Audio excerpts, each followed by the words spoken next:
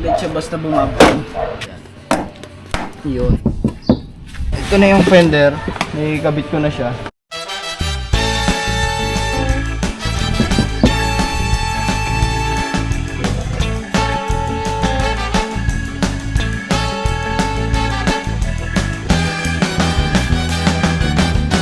Yung Triton 2025 GLS.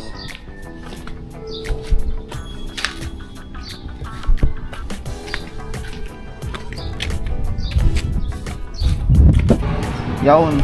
Yung gagawin natin dito, gusto natin dalawang thread lang dito sa may ilalim.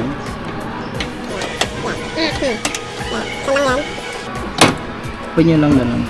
Flat screw lang gamitin nyo. Yan, pagka open nyo ganun yan. Madali na yan, sobrang basic lang. Buksan yan.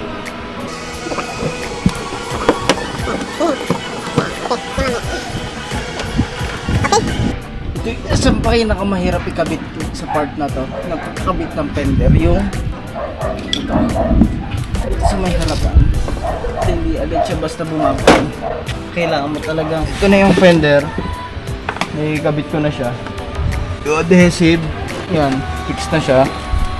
Tapos ito na yung bolts na plastic. Kailangan nila i-push din yan. Yan. Yun. Ilarin nyo yung dalawang katok. Dalawang tunog. Secure.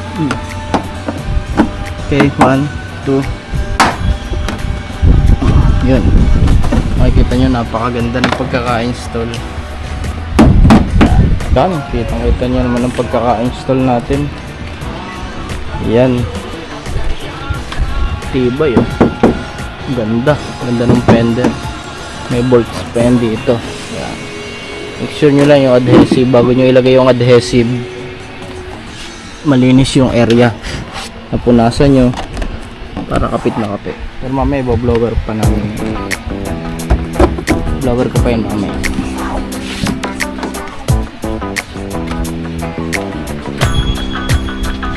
Inaabot na nga ng ulan. Kaya natapos.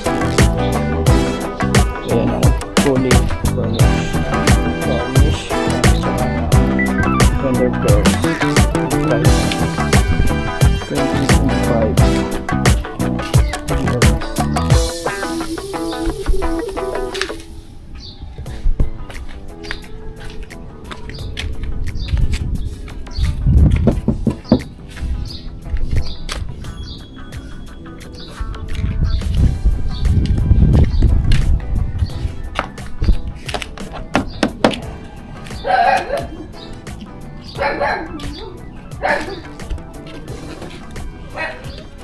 Ayos.